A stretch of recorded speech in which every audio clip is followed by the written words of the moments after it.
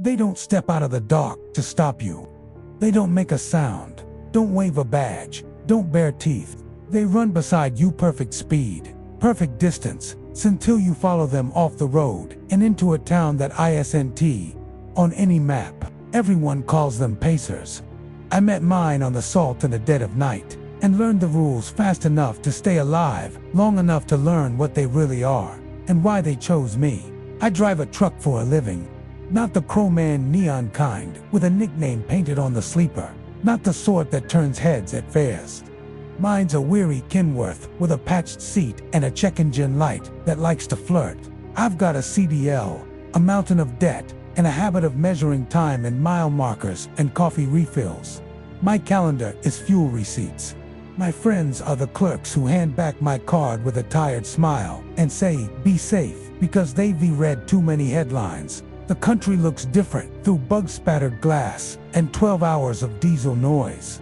Beautiful, yes, but flattened by fatigue, stitched together by white lines and exit numbers. Most of us learn to keep our heads down and our logbooks plausible. We learn that certain stretches of highway shape a driver, and certain hours of night unspool him. That's where I was, 3 o'clock a.m.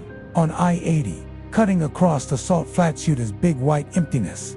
Level as a promise you don't believe anymore. Wind low, stars bright. The road a black ribbon with no kink, no bend, just miles that march like soldiers. I'd been awake too long, pushing for a deadline that meant a bonus, that meant maybe the interest wouldn't eat a bigger bite this month. There's a kind of tired where your body is a full glass and any bump will spill you. I was right there when the movement flickered in my right-hand periphery. Way out at the brittle edge of my high beams, something tall, moving with a glide, too smooth for a man, too long for a deer, too sure for a coyote.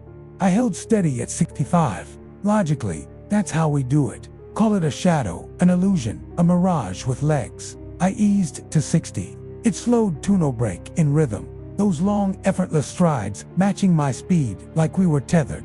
At 70, it matched. At 72, the same. A shape just darker than night, thin as a radio mast, arms too long, legs moving like a piston that never hiccups.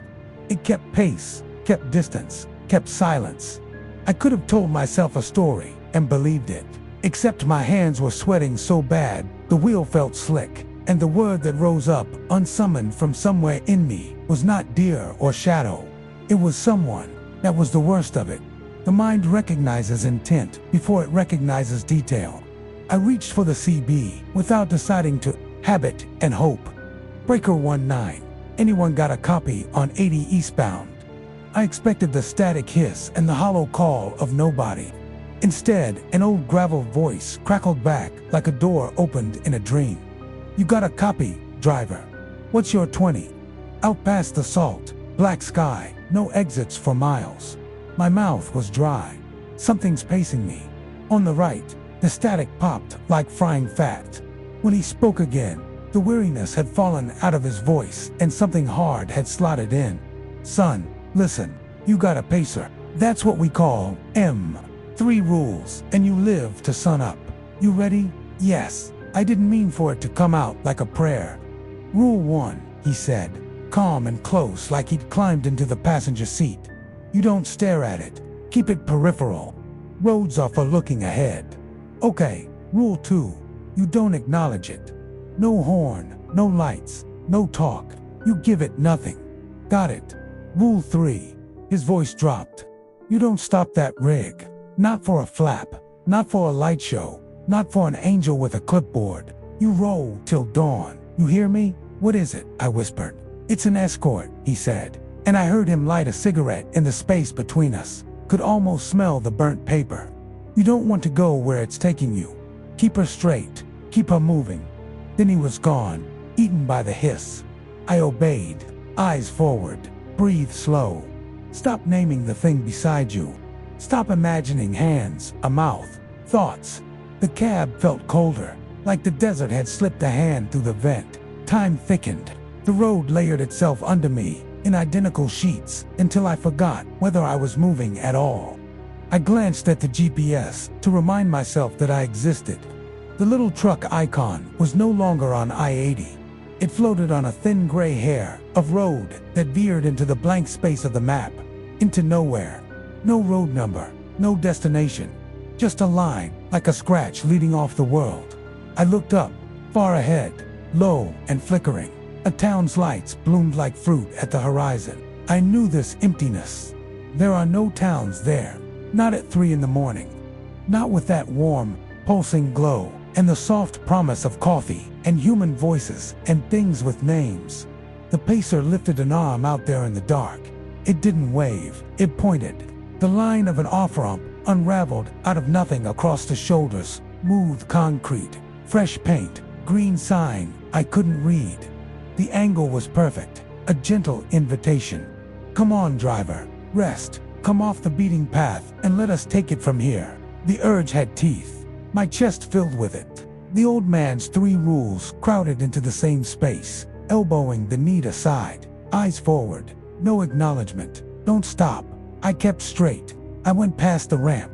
The air in the cab went heavier, colder, as though pressure had shifted, like the feeling just before a storm cracks the world. Beside me, the Pacer's stride changed from silk to something staccato, anger translating into motion. It didn't fall back. It didn't break the rules it had set for me. It just kept pace with more intent. The hazards ahead appeared like salvation, orange pulses in the dark, a car nose to the shoulder, driver's door gaping. Relief rose quick at human reflex. We call, oh thank God. Relief died just as fast. Something stood beside the car, tall and still, and turned toward me, and it had the same thin wrongness as the runner. Another Pacer. The one beside me had failed. This one played roadblock. Rule 1, don't stare. But you cannot pass within feet of a thing like that and not look. For half a second, the beams washed it, and I saw what everyone pretends they don't see when they tell these stories. A smooth, gray plane where a face should be, as if someone had poured concrete over features and left only the suggestion of a skull beneath. It turned that blank toward me, and I felt something then. I will never language of pressure, like hands around a steering wheel, that were not mine. I threaded the rig between their trap and the white line. I didn't stop. I didn't swerve. I heard the old man's voice like a hand on my shoulder, and I went straight. The mirror lit the roadblock as I left it behind. It didn't chase immediately. It gave me the courtesy of seeing it stand still 1 second longer than was polite. Then it ran, joining its partner with those long, faultless strides, 2 silent flanks now, one on each side, and the night grew narrower around me.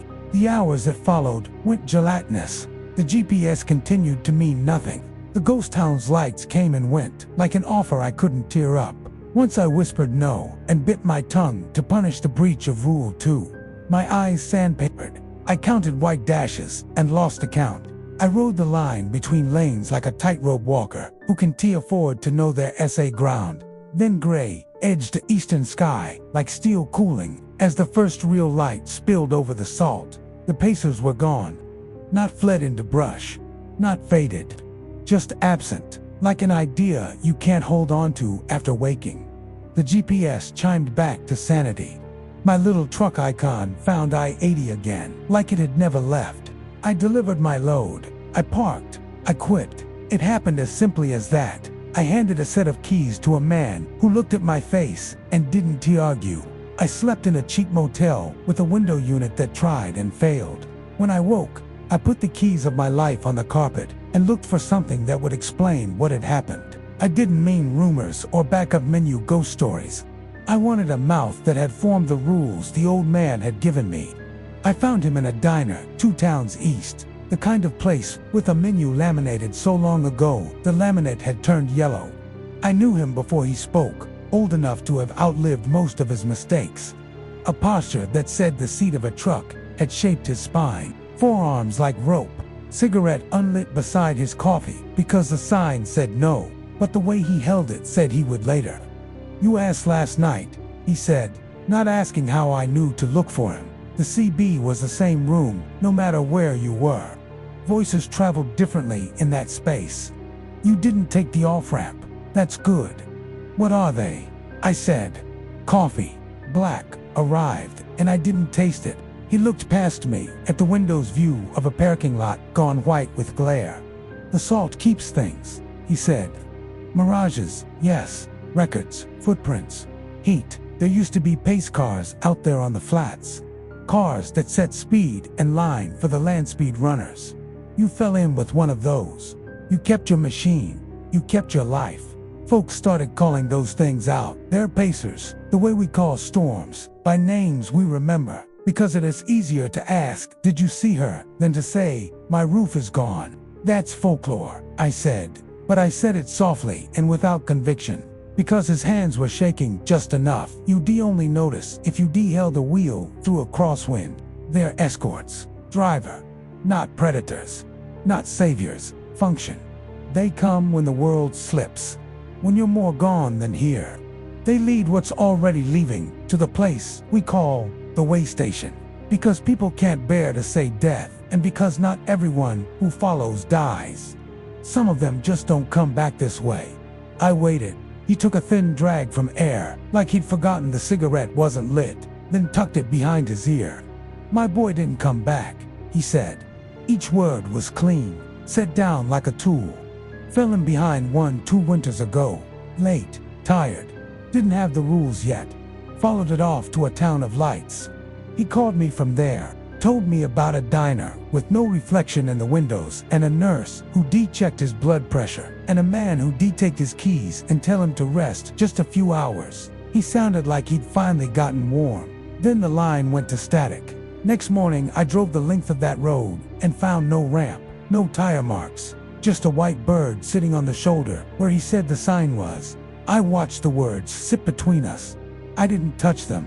"You broke Rule 1, he said, changing lanes cleanly, giving me no time to brace.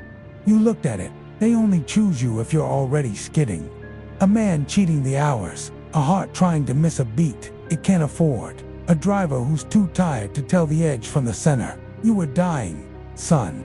For a few minutes last night, you had 1 foot off the asphalt. I'm here," I said, "because the heart resists certain sentences.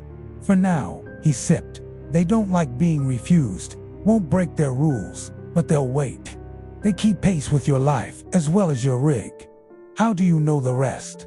I said, "The way station part, the why." He reached into his shirt pocket and pulled out a folded thing that had been refolded too many times. A Polaroid, sunbled, a town that wasn't a town, squat buildings under sodium lights, a green sign whose letters were too soft to read, a street with no shadows, like the light came from everywhere and nowhere. A diner's window with a booth visible but no reflection of the camera. "He sent me this," the old man said. "From nowhere. Postmarked Tool, though he never got near Tool. He wrote on the back, 'They're kind, Dad. They just need you to mean it.'" He tucked the picture away like it cut his fingers. I learned the rules from a woman at a scale house who seen them twice and once late enough to smell the air of that place. I say them on the radio some nights. I don't get thanked. That's not why I say them. I left him there. After paying for his coffee and mine and the unlit cigarette, I walked out into the sun, sudden and honest, and felt a tremor in the space behind my breastbone where fear had sat all morning. I knew I needed more than a story. I needed proof or its cousin. So I drove back out to the flats in daylight. DeSalt is daylight's own country. You step out of your vehicle and it's like standing on the surface of a clean bone. Heat rises not as shimmer, but as a fine argument between land and sky. There are few places to hide, even for shame. I parked on the shoulder and walked along the white scabbed crust. These are the steps men take after the night has said a thing to them. We go back at noon to see if noon will disagree. At mile marker, I do not remember. There was nothing. Then, 10 steps later, there was less than nothing. If you've never seen an absence, it's hard to explain. The paint of the white line was intact. The shoulder gravel lay like it had been poured from a measured height. But space itself felt thinned. My skin prickled the way it does when an old refrigerator clicks on. The smell shifted toward something hospital clean. When I looked up, the horizon line bent by a single degree and then straightened like an eye-changing focus. There was a square of metal at the edge of the shoulder. flush with the salt, one of those anchor plates you only notice when they VA worked free of their bolts. It bore 3 gouges, polished by weather into smooth lines, 3 parallel scratches the width of a finger. An off-ramp's first bolts go here, I thought, and surprised myself. A place to seize the world with hardware and pin the road to it. I pressed my palm to the metal. It was cold as coin. My heart fluttered like a moth trapped in a vent and then steadied. I stood there with my hand on a piece of a road that had never been built, on the faint shadow of something that had unrolled for me out of the dark and folded itself up at dawn. I went to a clinic in town because disbelief is loud, but blood is louder. The doctor was young enough to call me sir without irony. He'd seen men like me. He stuck wires to my chest and watched a screen that made greenness into destiny. When he was done, he took off his glasses like he wanted to be playing.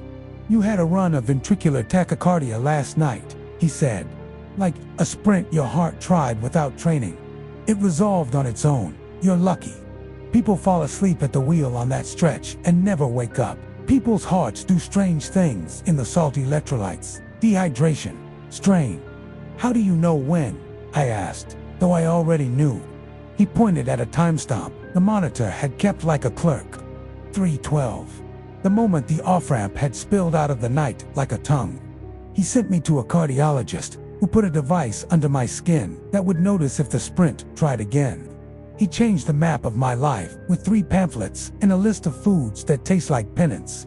He told me to stop driving long haul until we knew I wasn't a moving hazard. I nodded. I'd already quit. Then I drove daylight, windowed down, back to the diner. The old man was there. I slid into his booth like a man sliding into a confession. "They came because I was dying," I said, saying it made the pieces interlock. "Not to kill me.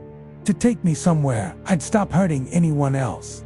Somewhere you hand your keys to a nurse and sleep while a kind man says we'll handle the miles from here." He studied my face a long time, and I thought he might hate me for making sense of a thing that had taken his boy. Instead, he gave me the smallest nod I've ever seen. "They escort what can't stay," he said. "Sometimes it's a body. Sometimes it's the part of you that runs ahead. Sometimes a man follows them and wakes up on an exit ramp 2 towns away, and the ghost of the off-ramp is a real one with diesel and coffee and a mechanic who says, 'You re lucky that wheel bearing didn't go at speed.' Sometimes a man follows and doesn't return, and you tell yourself he found a town where the lights don't buzz and the windows don't show your face. I don't expect you to comfort me. I expect you to remember the rules for the man who doesn't know them yet." "I will," I said, and I meant it. The radio is a small god in the night, and men come to gods for rules more often than for comfort. He slid the Polaroid across the table, and I looked because he wanted me to. The diner in the knot town had a counter with 3 stools and a clock that read the same minute in both its hands. The sign at the edge of the frame revealed one word as the sun bleed and the camera's cheap lens allowed: "Welcome." "Why me?" I asked, selfish as always, the way people are when they're still breathing. "Why that night, that stretch, my truck?" He tapped the space over my heart, not touching me. "Because you kept pace with your debt and your fear and your miles, and none of those will stop for you. And because the road out there owes its own dead to the quiet. It has to escort some away or it would drown. You were the kind of man who'd drive through a warning. They offered you a cleaner way to leave. You said no. Make it mean something." I drove back to my motel and packed a life into a couple of bags and mailed my company credit card in an envelope that felt too light. I called the dispatch office, and the voice there was relieved to cross me off without calling it what it was. I called my sister in Omaha and told her a version of the truth that wouldn't make her stare into her kitchen window at night and wait for something to move in it. Then I went to the pawn shop and sold the old CB I'd kept for company. Before I boxed it, I keyed the mic one last time and set into the static. "Breaker 19 eastbound on 80. If you see something running the shoulder like it's born to keep up, 3 rules. 1. Don't look it in the face. 2. Don't let it know you know. 3. Don't stop till dawn." I didn't wait for an answer. Not all things deserve to echo. Weeks passed. The cardiologist tightened my map again, told me I'd be live if I learned to accept that living would mean fewer midnights on a black ribbon and more mornings with oatmeal. The device under my clavicle itched when I thought about the salt. I took a job delivering locally, between places with names, under a sun that makes honest promises and keeps some of them. On a Tuesday, I drove west at noon to a strip mall whose awnings had surrendered to wind and neglect, dropped off mattresses to a store whose salesman smelled like a man in love with a cologne ad. On the way home, I stopped at a pull-off that looks over the flats. Nothing moved out there except light. The off-ramp wasn't there. The anchor plate was just a piece of metal again. A white bird stood on it, cocked its head at me, then lifted, heavy and clean, and went toward the brightness. This is the part where I tell you the ending, the complete closure you asked for, the part that turns the world from a question to an answer you can hold. Pacers aren't monsters. Their function, they're the road's version of a hospice nurse walking beside your gurney, or a pace car drawing a line for a machine wobbling at its limit. They show when you VA slipped far enough from the center that the rules of the map can find you. They point you toward a way station built out of human need, a liminal town where the last tasks are simple. Hand over the keys, accept water, rest your eyes. If you follow, you're not stolen. You're escorted. If you resist and see them anyway, they mark you the way lightning marks men who've lived and will never quite forget where the heat went in. They keep pace. They don't forgive. They don't punish. They repeat their offer until the sun makes it moot. Why did they choose me? Because I'd made a habit of pretending fatigue was a bill I could pay later. Because my heart stuttered at 3:12, like a man who sees the check he can't cover. Because I was exactly the kind of driver who would miss a sign and turn into someone else's cross. What do you do with knowledge like that? Me, I stop when the sky goes the color of old paper. I drink water like it means the difference between maps. I keep my eyes forward. I don't talk to shadows running at the corner of my vision. And when I take the 2-lane through the flats and the horizon is too straight and too bright, I roll the window down and let the clean air in, and I say the rules out loud, not as a word or a spell or a dare, but as directions for another driver I'll never meet. You don't stare, you don't acknowledge, you don't stop. One day, I'll go the long way and the light will fade faster than it ought to, and I'll feel that pressure at the edge of the lane again. I know what waits in the shoulder. I know the town's lights will rise like a promise that makes sense when you retired enough to accept any sentence that ends with rest. I know the rules work until they don't. One day, the escort will be for me, and I won't mistake that for loss. Until then, when the radio hisses and a scared voice asks if anyone's got a copy on 80 file, be the old voice now, coffee gone cold, saying the 3 rules slow and steady like a man. Lighting a cigarette he won't finish. I'll tell him what I learned in the salt, that some things in this country are built out of grief and function and a need to keep men from taking their final exit at speed. That some towns don't exist until you're ready. That the road is not a predator.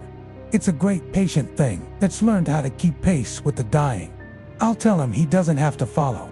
I'll tell him to keep the wheel straight and believe in the ordinary miracle of dawn. And if he asks, what's waiting if he does turn off? If he says what do they want, I'll give him the only closure that doesn't cheapen the truth. They want to walk you in, driver. That's all. They're not here to take your miles. They're here to carry the last one.